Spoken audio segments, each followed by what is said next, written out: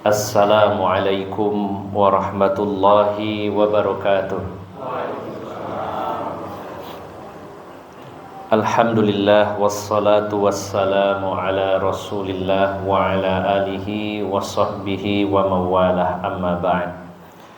Para alim ulama, para ustadz, para sesepuh yang senantiasa saya hormati, bapak-bapak, ibu-ibu, saudara-saudari jamaah Masjid An-Nur yang dirahmati Allah Subhanahu wa taala. Alhamdulillah pada pagi hari ini dalam keadaan yang cukup dingin dan hujan walaupun tidak deras, namun sangat kondusif untuk melakukan tidur yang kedua setelah tidur yang pertama. Namun alhamdulillah atas karunia Allah, atas pertolongan Allah, kita diberi kemudahan untuk tetap hadir melaksanakan salah satu kewajiban dan perintah Allah Subhanahu wa taala, yaitu melaksanakan salat subuh secara berjamaah. Dan beberapa menit ke depan sejenak kita bersama-sama saling menasehati di dalam kebaikan, di dalam kebenaran, dan di dalam kesabaran. Tawasau bil haqqi wa tawasau bis sabr.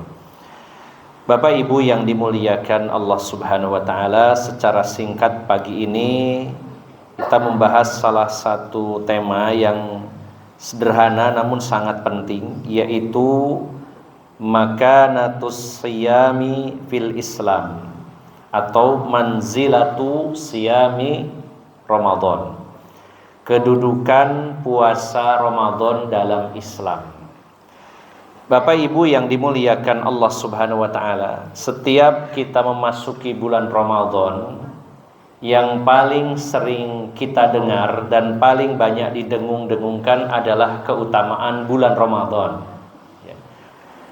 Tentu ini sebuah kebenaran, karena memang bulan Ramadan adalah bulan yang Allah Subhanahu wa taala khususkan.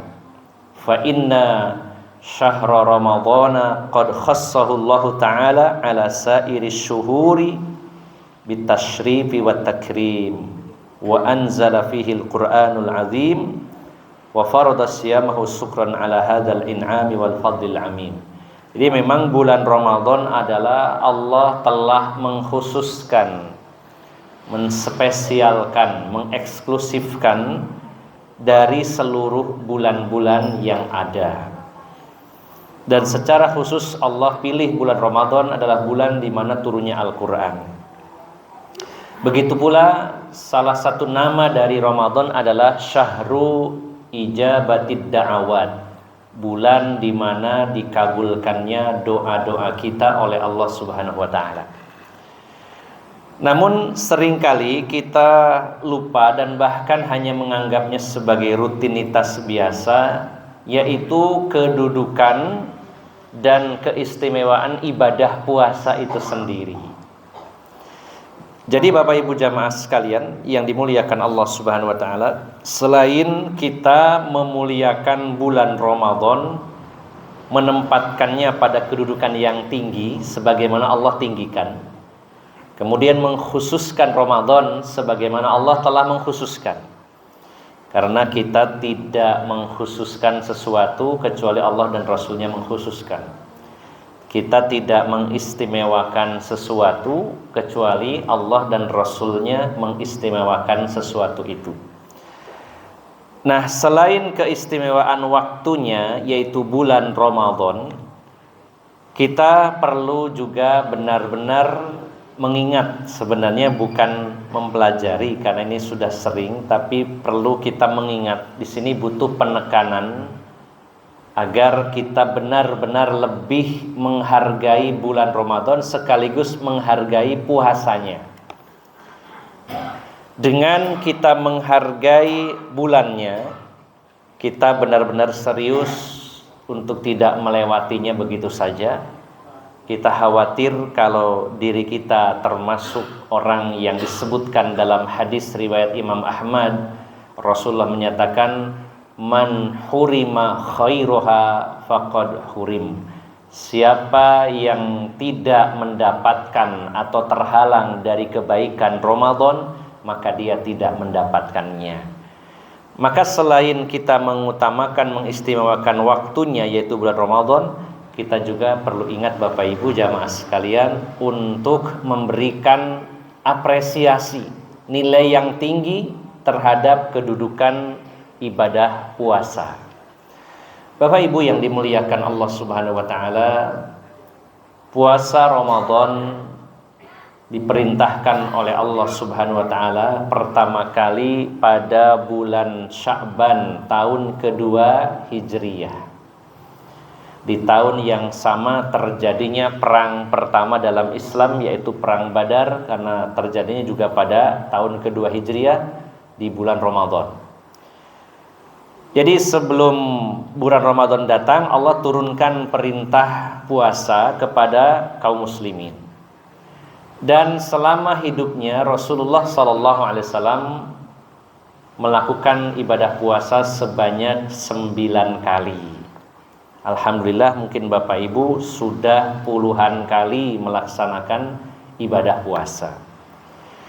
Nah, Bapak Ibu jamaah sekalian, agar kita lebih serius lagi, bersungguh-sungguh lagi dalam beribadah puasa, dengan cara memandang bahwa puasa itu ternyata istimewa, maka ada satu makalah atau juga termasuk tulisan yang berjudul Makanatus Siyami fil Islam, kedudukan puasa di dalam Islam. Ada beberapa poin yang menunjukkan betapa istimewanya ibadah yang satu ini. Awalan, yang pertama, ahadu arkanil islamil khamsatil lati la yaqumu illa biha. Yang pertama, puasa Ramadan itu adalah salah satu dari rukun Islam yang 5 yang tidak tegak Islam kecuali jika lengkap. Nah, Bapak Ibu jamaah sekalian, ajaran Islam dan ibadah dalam Islam itu begitu banyak. Namun mengapa Allah mengkhususkan rukunnya itu cuma 5? Syahadat. Nah, puasa itu nomor berapa Ibu? 4 apa nomor 5?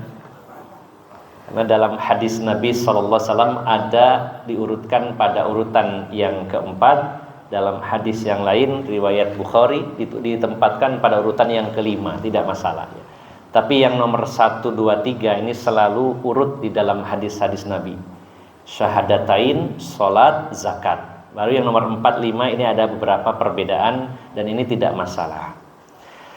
Nah, puasa ini salah satu dari 5 rukun, padahal amalan dan ibadah ketaatan kepada Allah itu sangat banyak, tapi Allah dan Rasulnya menetapkan rukun Islam itu cuma 5, tidak boleh kita tambahi. Dan 5 rukun ini adalah ajaran dan konsep serta ibadah yang paling utama, yang paling pokok di dalam Islam, terutama syahadatain yang mendasari seluruh amal-amal di dalam Islam. Semacam registrasi ya, kita membaca 2 kalimat syahadat. Nah, ada orang yang entah itu karena pinter kebelinger atau bagaimana, dia ngomong ini tokoh ya, seorang tokoh agama ya, seorang cendekiawan, seorang kiai mengatakan bahwa Thomas Alva Edison itu pahalanya banyak katanya. Bagaimana sekarang kita bisa belajar seperti ini, bisa membaca, ada lampu, masjid-masjid jadi terang karena ada lampu, jasanya besar, berarti dia pahalanya banyak, bahkan lebih banyak dari kita. Nah, Bapak Ibu jamaah sekalian, kebaikan sebanyak apapun kalau belum terdaftar tidak diakui oleh Allah Subhanahu wa taala. Masalahnya adalah harus daftar dulu menjadi seorang muslim, yaitu dengan 2 kalimat syahadat. Kalau tidak terdaftar, walaupun ya banyak ya kebaikannya, maka tidak dianggap oleh Allah Subhanahu wa taala. Harus menjadi muslim dulu, barulah akan diakui.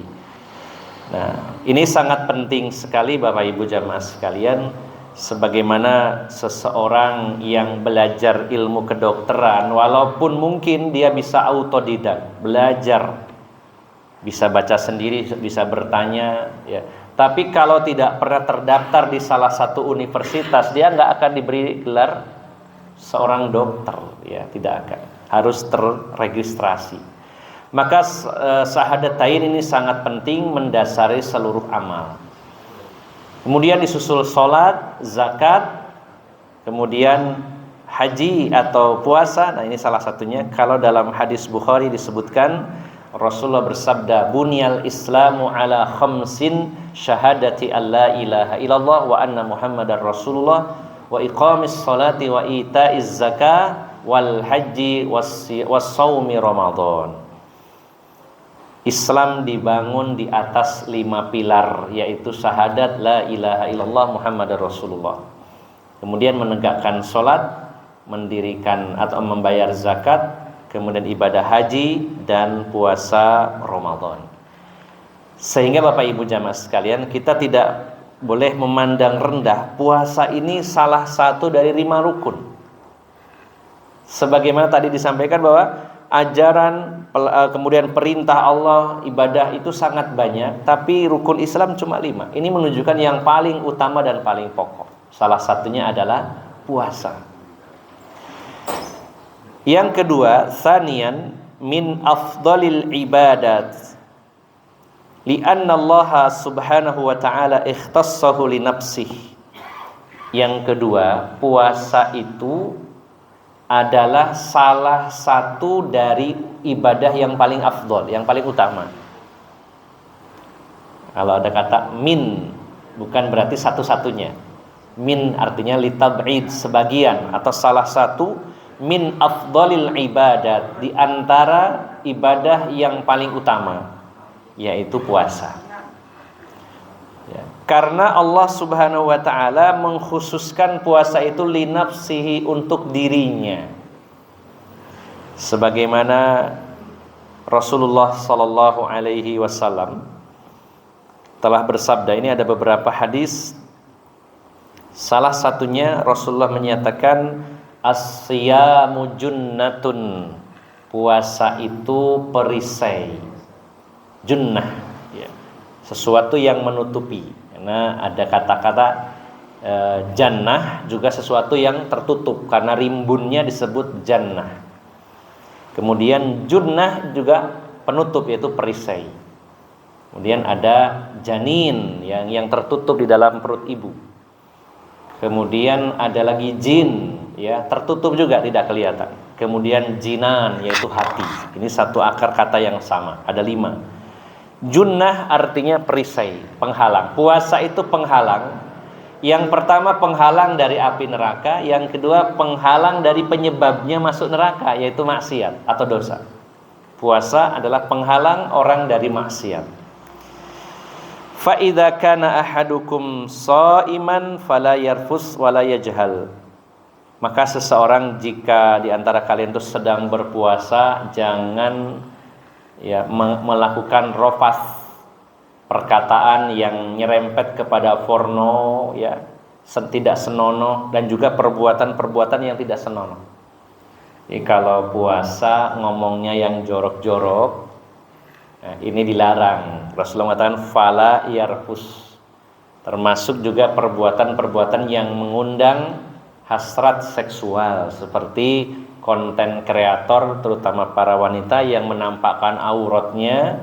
Ini adalah termasuk juga perbuatan rafas. Dan jangan berbuat yang bodoh. Wa inimru'un qatalahu aw syatamahu falyaqul inni shaimun marratain. Jika salah seorang mengajak duel, berkelahi, saling membunuh, bertarung, bertengkar, maka katakan kepadanya 2 kali, saya puasa, saya lagi puasa, mohon maaf, saya tidak melayani Anda.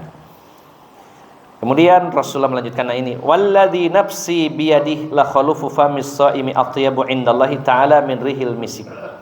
Demi zat yang jiwa Muhammad di tangannya, sungguh aroma mulut orang yang berpuasa itu lebih baik di sisi Allah daripada aroma kasturi.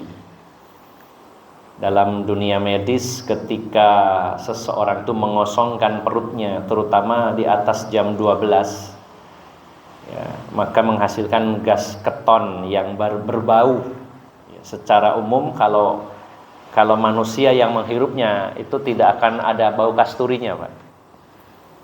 Jangan coba-coba menghirup ya ababnya orang berpuasa, tidak ada bau kasturi. Karena Rasulullah menyebutkan atyabu indallah, lebih baik di sisi Allah. Dan sebagian ulama mengatakan bagi para malaikat yang di langit, bau nafas orang yang berpuasa itu begitu wangi. Tapi kalau kita yang sebagai manusia, sesama manusia, jangan tebar bau mulut ya. Dengan berdasarkan hadis ini disembur-semburkan ke temannya, misik ya, enggak seperti itu. Yang dimaksud adalah indallah, di sisi Allah, begitu mulia.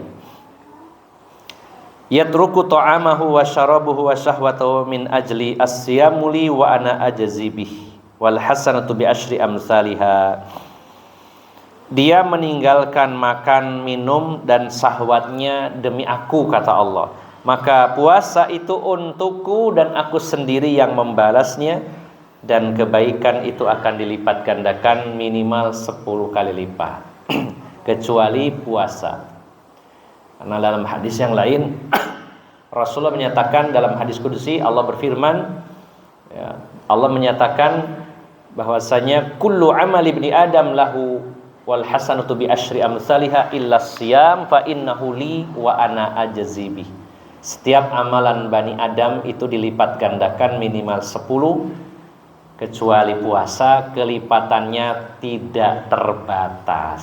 Sebagaimana juga pahala sabar, karena orang yang berpuasa pasti orang yang sabar.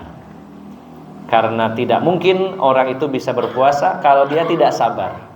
Maka pahala sabar dan puasa disamakan, yaitu bighairi hisab. Innama yuwaffas sabiruna ajrahum bighairi hisab.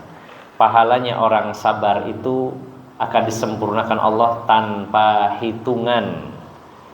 Di los tidak ada hitungannya saking banyaknya. Bapak Ibu jamaah sekalian, ini sesuatu yang luar biasa. Puasa ibadah satu-satunya yang pahalanya tidak disebutkan kelipatannya, sedangkan seluruh amal disebutkan kelipatannya minimal 10 kali. Nah, kita harus lebih semangat dengan ibadah puasa. Selain termasuk rukun Islam, termasuk afdhalul ibadat, ibadah yang paling utama. Salisan, yang ketiga, kafaratun lidzunubi wal azam, penghapus dosa dan kesalahan. Nah, ini Bapak Ibu jamaah sekalian, kalau kita pikir-pikir, satu-satunya penyebab seseorang masuk neraka itu cuma dosa. Ada enggak penyebab lain, Pak? Seseorang masuk neraka cuma satu sebenarnya. Kalau ditanya apa yang menyebabkan seseorang masuk neraka? Karena dosa. Jawabannya simpel. Sedangkan di sisi lain Allah ciptakan manusia, al-insanu mahalul khata' wan nisyan. Manusia itu tempatnya salah dan lupa. Kemudian juga Rasulullah menyatakan kullu bani adama khatta'un. Setiap bani Adam itu punya salah. Wa khairul khatta'ina at-tawwabun. Yang terbaik di antara yang membuat salah itu adalah yang bertaubat. Karena dipikir-pikir penyebab masuk neraka dosa, sedangkan kita tempatnya salah dan dosa. Sampai para ulama mengatakan seandainya balasan dosa itu langsung di dunia. Misalkan orang ketika berbuat dosa badannya jadi bau, kemudian wajahnya berubah jadi jelek. Ya Allah, betapa jeleknya wajah saya dan betapa baunya aroma badan saya. Ya, seandainya langsung, karena tidak ada yang lolos kecuali para nabi dari perbuatan dosa. Lalu bagaimana solusinya? Kita ini tempatnya salah, dan kalau salah masuk neraka. Apakah Allah itu sekejam itu? Tidak, Bapak Ibu. Allah yang Maha Pengasih lagi Maha Penyayang memberikan banyak peluang agar dosa kita ini bersih. Salah satunya dengan ibadah puasa. Rasulullah bersabda, fitnatur rajuli fi ahlihi wa malihi wa jarihi tukaffiruhas salatu wassiyamu wassadaqah. Fitnahnya seseorang, dosanya seseorang, kesalahan seseorang kepada keluarganya, dengan hartanya, kepada tetangganya, terhapus dosanya itu dengan sholat, puasa, dan sodakoh. Ini adalah dosa-dosa kecil, karena hanya dosa kecil yang otomatis ya, di komputernya Allah secara otomatis. Begitu kita beramal soleh, dosa kecil habis. Innal hasanat, dalam Al-Quran Allah menyatakan innal hasanat yudhibnas sayyiat. Kebaikan-kebaikan itu menghilangkan dosa. Maka yang diampuni dengan amal soleh adalah dosa-dosa kecil. Sedangkan dosa-dosa besar hanya bisa dihapus dengan taubatan nasuha. Bahkan ada beberapa dosa yang harus ya, selain tobat harus minta maaf kepada manusia. Ini yang sulit. Padahal ada di antara dosa itu yang mudah melakukannya, banyak orang yang terjatuh ke dalamnya, tapi susah tobatnya. Nah, saya ingin tanya sama ibu-ibu, Bu, kalau rasan-rasan ghibah itu dosa kecil atau dosa besar? Kan gampang itu ya melakukannya itu, bahkan hampir rutin ya, berapa banyak berdiri majelis ghibah dan juga komunitas ghibah Indonesia gitu ya, banyak gitu. Nggak terasa, bukan hanya ketemuan ngobrol tapi di grup. Nah, ini paling mudah untuk ghibah. Bapak Ibu jamaah sekalian, ini dosa besar yang sangat berat karena menyangkut hakul adami, hak manusia. Ketika bertaubat kepada Allah, Allah akan ampuni. Tapi beratnya adalah ketika kita berbuat zalim kepada sesama, salah satunya dengan ghibah. Oleh karena itu Bapak Ibu jamaah sekalian, kita sangat berbahagia dengan keadilan dan kebijaksanaan Allah dan kasih sayangnya membuat aturan bahwa ada ibadah yang membersihkan dosa, salah satunya adalah puasa. Namun itu harus dibarengi dengan taubat, karena puasa menghapus dosa-dosa kecil, sedangkan dosa besar tetap harus dengan taubatan nasuha. Kemudian Bapak Ibu jamaah sekalian, yang keempat, puasa ini spesial sekali. Surga Allah yang luasnya seluas langit dan bumi hanya bisa dilewati melalui 8 pintu. Dalam hadis disebutkan ada 8 pintu. Padahal sangat luas, seluas langit dan bumi. Seandainya langit yang 7 itu dijadikan satu, digabung dengan bumi, itulah luasnya surga. Bagaimana tidak luas Bapak Ibu jamaah sekalian? Satu rumah di surga, Rasulullah menyebutkan sampai panjang lebarnya panjang 60 mil, berapa kilometer. Istananya besar. Jadi panjenengan tidak usah khawatir akan berdesakan di dalam surga ya, atau kehabisan kapling, tidak, aman insya Allah. Surga yang begitu luas dimasuki lewat pintu yang hanya ada 8. Dan nama-nama pintu surga itu adalah nama amalan-amalan yang mulia. Di antaranya ada babus sholah, pintu sholat bagi ahli sholat. Babus sodakoh, pintu sodakoh. Babul jihad, pintu jihad. Babul haji, pintu haji. Kemudian ada lagi pendapat menyatakan babu birril walidain, pintu bagi orang yang berbakti kepada kedua orang tua. Nah, ada pintu yang khusus, yaitu bernama Ar-Rayyan. Tidak ada yang bisa memasuki lewat pintu tersebut kecuali orang-orang yang berpuasa. Ini menunjukkan bahwa puasa itu sangat spesial. Rasulullah menyatakan inna fil jannati baban yuqalu Ar-Rayyan yadkhulu minhu as-shaimuna yaumal qiyamah la yadkhulu minhu ghairuhum. Ada satu pintu di surga yang bernama Ar-Rayyan, dan masuk lewat pintu itu adalah orang yang berpuasa Ramadan pada hari kiamat. Tidak ada yang masuk selain mereka. Dan kalau ada di antara kita yang memang ahli ibadah dalam beberapa ibadah, tidak akan pernah bingung. Wah, berarti kalau saya ahli sholat, ahli haji, berbakti kepada orang tua, ahli sodako, puasa, terus bingung. Bukan bingung, malah enak Bapak Ibu. Mau pilih manapun silahkan di antara pintu-pintu di mana kita ambil bagian di sana. Yang bingung itu yang tidak punya pintu, mau masuk lewat mana tidak diterima. Kalau kita diterima dari banyak pintu, apalagi dari semua pintu, maka ini adalah sebuah kemudahan dari Allah Subhanahu wa ta'ala. Salah satu pintu yang Allah khususkan untuk satu ibadah yang mulia ini yaitu pintu Ar-Rayyan untuk orang yang berpuasa. Kemudian Bapak Ibu jamaah sekalian, sedikit lagi yang kelima, yaj'alul muslima yash'uru wa yahussu bil alami ikhwatihi. Yang kelima, dengan adanya ibadah puasa, kaum muslimin bisa merasakan adanya persatuan hati di antara kaum muslimin seluruh dunia. Siapapun yang mengaku muslim, ada di belahan bumi manapun, di pelosok manapun, hari ini bersama kita mereka pun berpuasa seluruh dunia.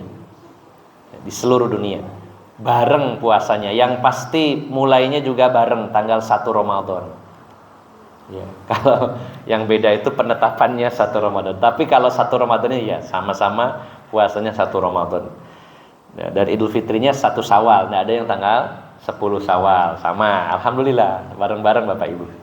Nah, jadi tidak perlu ribut dalam masalah ini, saling menghormati, yang pasti sama puasanya di bulan Ramadan. Nah, hari ini kita merasakan perasaan yang sama di seluruh dunia. Siapapun yang mengaku muslim sedang berpuasa. Bapak Ibu jamaah sekalian yang dimuliakan Allah Subhanahu wa ta'ala. Dan yang terakhir, puasa adalah sarana untuk tadrib wa tamrin lin nafs. Pendidikan, latihan bagi jiwa. Terutama kita diinginkan oleh Allah menjadi hamba-hambanya yang punya impat atau empati. Karena ternyata tidak semua orang punya empati. Dalam dunia psikologi, beberapa disorder, penyimpangan-penyimpangan dalam kejiwaan itu rata-rata minim empati, bahkan ada yang zero empati, tidak punya empati. Seperti orang yang terkena BPD, terkena NPD, kemudian psikopat dan lain-lainnya, mereka adalah minus, bahkan minim empati, bahkan ada yang zero empati. Empati artinya bisa merasakan yang dirasakan orang lain, ada kepedulian di sana. Allah mendidik kita dengan puasa agar menjadi pribadi yang punya empati. Nah, Bapak Ibu jamaah sekalian, dan di antara kita ada yang ditakdirkan sebagai super empath, orang yang mempunyai empati yang sangat super. Secara umum ini baik, namun seringkali orang yang terlalu besar empatinya ini seringkali energinya terkuras habis, gampang capek. Kenapa? Karena dia selalu memikirkan orang lain. Nah, di sini kita butuh batasan-batasan, mana orang yang perlu dikasihani, mana orang yang harus kita ini tidak tega dan harus tega. Kalau tidak, kita akan jadi sasaran empuk bagi orang-orang jahat, para penipu dan sejenisnya. Karena biasanya para penipu itu lihat wajah kita saja sudah bisa membedakan, oh wong iki nggak isoan, mesti kena tipu. Kalau kita tidak punya batas, karena orang super empat ini terlalu berempati, ya, ikut merasakan, tidak tegoan, tidak bisaan, mudah dibohongi, mudah ditipu. Jadi kalau Bapak Ibu pernah ditipu orang, berarti punya empati. Karena orang kalau nggak punya empati susah ditipu. Tapi Islam menginginkan kita punya empati, punya rasa bisa merasakan orang lain. Maka ini hadir dengan adanya ibadah puasa, karena kita sering merasakan lapar dan haus, sehingga kita bisa merasakan bagaimana beratnya orang-orang yang sering kelaparan dan kehausan. Inilah Bapak Ibu jamaah sekalian, dari beberapa poin kita benar-benar harus menghargai dan memberikan nilai yang tinggi bagi Ramadan, bagi puasa di bulan Ramadan. Karena puasa adalah salah satu rukun Islam yang 5, kemudian salah satu amal yang afdol, yang utama, kemudian penghapus dosa dan kesalahan, kemudian ada satu pintu khusus untuk orang yang berpuasa, yaitu pintu Rayyan. Dan yang kelima, puasa Ramadan adalah momen bersatunya kaum muslimin, karena pada hari ini sama-sama sedang berpuasa dan di sana diharapkan lahirnya ada empati, kepedulian, dan bisa merasakan apa yang dirasakan orang lain. Bersyukurlah kita semua sebagai seorang muslim, selama sebulan penuh Allah telah mensyariatkan puasa agar kita berevolusi selama sebulan ini. Bukan berevolusi berubah dari kera jadi manusia, ini kita tidak mengakuinya, tapi evolusi secara fisik dengan semakin baiknya sel-sel tubuh kita, dan evolusi secara mental, juga evolusi secara hati dan pikiran kita. Mudah-mudahan puasa yang kita laksanakan menjadi puasa yang berhasil dan mendapatkan nilai di sisi Allah Subhanahu wa taala, dan menjadi sebab banyaknya perubahan pada diri kita ke arah yang lebih baik. Demikian Bapak Ibu jamaah sekalian, semoga bermanfaat dan mohon maaf atas segala kekurangan. Billahi taufiq wal hidayah. Wassalamualaikum warahmatullahi wabarakatuh.